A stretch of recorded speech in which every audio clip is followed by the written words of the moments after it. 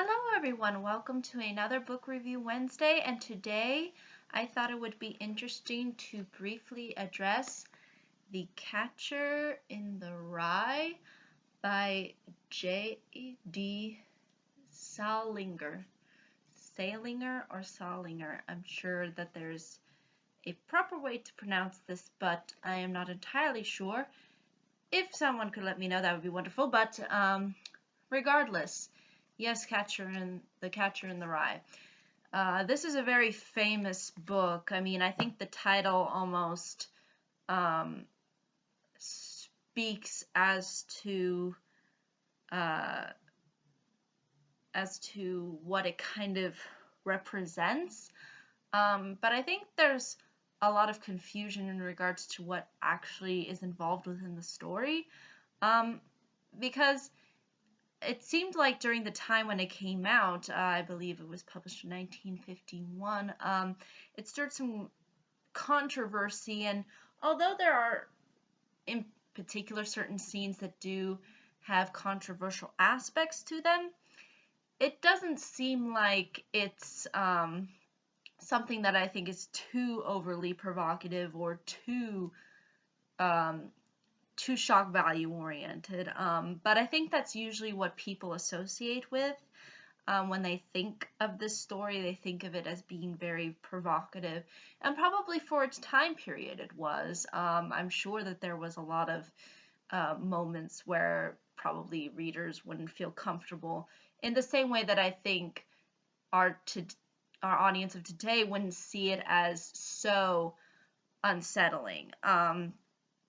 But I think pretty much usually people too associate with the title and sort of the, I guess, controversy that was sort of surrounded when the book came out, and don't really ultimately address what the story is really about. They just recognize the name. But basically, The Catcher in the Rye is about this teenager named Holden, and he is our main character throughout the story. We are seeing his point of view because it is written that way. And we get to see what he ultimately thinks, what his emotions are, what his opinions are about certain things. It's all going into Holden's mind pretty much throughout the entire story.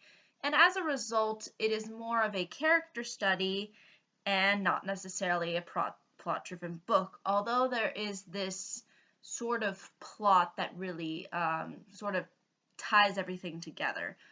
But basically what happens is that Holden is at this school called Pensy Prep, and he is flunking his courses except English, and he, as a result of being not a good student, is kicked out, and it's right around, I guess, the time when the students are leaving for winter vacation, and he decides to take these couple of days, as opposed to just kind of sitting around and doing nothing, to doing something. And basically what he does is he goes on this adventure for himself, and he meets all these different people. He goes into different situations. He goes to different places. He meets up with people he already knows, and people that he ultimately ends up meeting as a result of his adventures. But basically his adventures really happen within around New York City, which is basically what his trip is, as a means to sort of get away from it all. And you kind of sort of see how he has this kind of real interesting perception when it comes to, in particular, people in general. He is a very, I would say he's a very I think he just has he's easily, I think, annoyed by people, or at least the people that surround the area that he ultimately ends up going to, which ultimately I kind of don't understand his motivations of really going there in the first place if all he's going to be surrounded by is a bunch of phonies that he doesn't like, which he emphasizes a lot throughout this book. If I were to pick the most common word that Holden uses throughout this entire book, it's phony. Like, literally, he's saying, this person's phony, that person's phony, this person's phony, this person's phony. That play that I just saw, complete bunch of phonies up there, you know. He does not like people, generally speaking. He is very peculiar of the people that he ultimately decides to kind of really be in contact with. And I think a lot of that has to do with sort of the angsty rebellion that he's going through, because again, you see him in the beginning as being fairly rebellious, you know. He's not doing his grades, he's being a bum, he's lazy, he's not motivated to do anything with his life, he's just kind of just drifting along, and, you know, he has no clue. He has no clue about really the real world. I mean, literally all the money that he earns, I mean, he gets from his parents, so he clearly doesn't really have an understanding of the real world. It seems like it just seems like he just looks around at everybody else and claims them to be phony, um and at the same time, you know, he's still kind of relying on his parents, even though, and it emphasizes too the fact that he was kicked out of multiple schools, um, and you sort of really see his frustration with this, and it's not just the outside world that he considers phony, but the people at the university as well, and he thinks that a lot of people that go to the universities that he's been to, and the people that he ends up ultimately meeting on his journey, that they are very superficial. They're people you can't, I guess, really have a really good, I guess, conversation with, which I think can be frustrating for a lot of people. I think it can be frustrating to be surrounded in an area with people you don't identify with, and I think that's really what I think the audience really took away from this, is because Holden as a character is a very isolated character. He does not feel like he belongs where he is, and I think that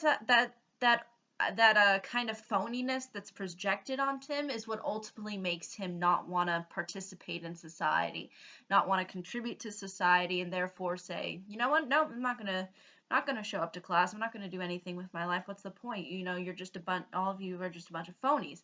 And I think that's his idea behind this whole rebellion, is the fact that there's nothing to ultimately achieve when, you know, you're surrounded by a bunch of people that, you know, you can't relate to, or you can't feel comfortable associating with, and you really do see this throughout the story. I mean, Holden really makes this point that all of these people are phony, and how this thing is horrible, and how this thing is not good, and how so and so sucks, and, you know, he is just constantly stating the negative. He is a pessimist, probably to the nth degree. I mean, yes, there are certain positive moments that he has, and I think he comes to more of that realization towards the end of the story.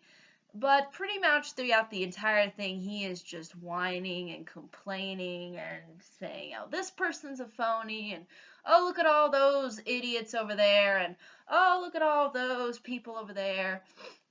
So, yeah, at points, I do understand where Holden's coming from, and on other points, I'm actually really irritated by his character, because I already get the point that he's trying to make, and when the book constantly tries to shove that point in my face, it doesn't intrigue me as an audience member. It's like going around saying, it would be like if a whole character just went out through the entire movie and started complaining about, you know, just something even random, just like, like cheese, for example. Like all the character would do was just complain about cheese, complain about the different kinds of cheese, complain about the smell, complain about the way it looks. That's really what Holden does, but he does that with people. He just constantly is um just full of this within his mind, just this rejection of society. Um, so that's really a a big portion of this story and what this story ultimately is about. It's about Holden and his perception of the world. And ultimately you sort of see how he kind of develops this perception. But again, it's more about exploiting that perception as opposed to really, I think, developing it all that well, because again, we don't really see what ultimately transforms his mind into thinking that everybody's a joke. You don't really see that.